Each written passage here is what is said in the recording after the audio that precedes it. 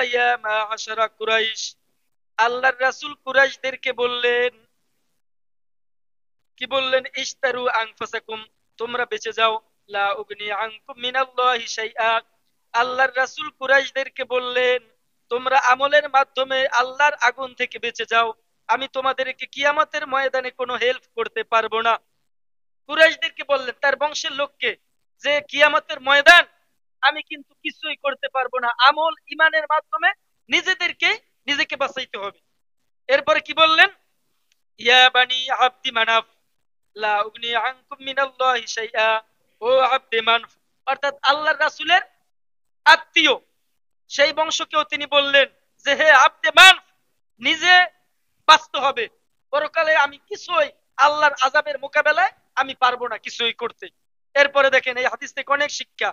আবার বললেন, ইয়া আব্বাস বিন Abdul Muttalib, লা উগনি আনকা মিনাল্লাহি শাইআ। এবার ধরছে আব্বাস রে, আব্বাস, আব্বাস যাকে আমরা বলি, হযরতের চাচা। দেখেন আল্লাহ রাসূলের চাচা ছিল আবু লাহাব, 10 জন চাচা, আবু লাহাব, আবি তালেব, হামজা। এই হামজা সারা জীবন আল্লাহর রাসূলের অনুগত্য করছে। আবার আবু তালেব আল্লাহর রাসূলকে ভালোবাসছে, কিন্তু ঈমান আনছে। আবার আবু লাহাব তার জন্মে খুশি হয়েছে, কিন্তু রাসূলকে দেখতেই পারতো না যখন বলছে লা ইলাহা ইল্লাল্লাহ। তাহলে বুঝলাম যে 3 ধরনের চাচা ছিল তার।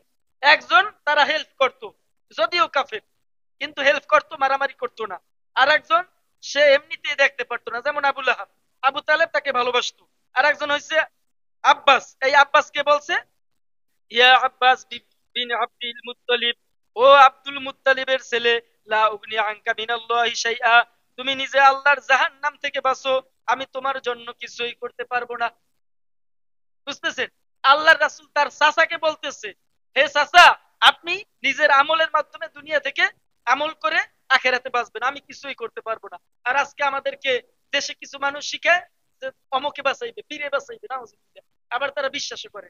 এরপরে দেখেন কি বলছে, যদি মানে অবিশ্বাস হয়, আপনি এই হাদিসটা দেখতে পারবেন।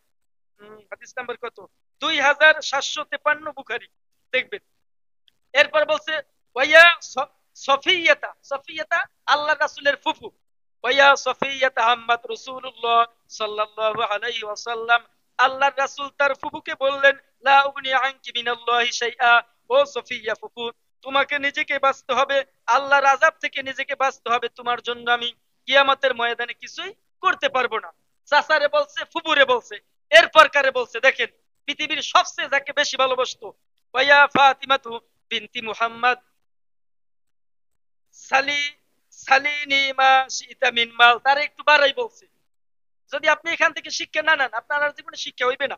কি বলছে? ওয়া ফাতিমাতু বিনতি মুহাম্মদ, অর্থাৎ হে মুহাম্মাদের মেয়ে, নিজের মেয়েকে নিজে বলতেছে, হে মুহাম্মাদের মেয়ে, সালিনি মা শিতা মিন মাল, যদি আমার কাছে সম্পদ চাও আমি তোমাকে দিতে পারবো, কিন্তু লা উগনি আনকি মিনাল্লাহি শাইআ, কিয়ামতের ময়দানে আমি তোমাকে বাঁচাতে পারবো না।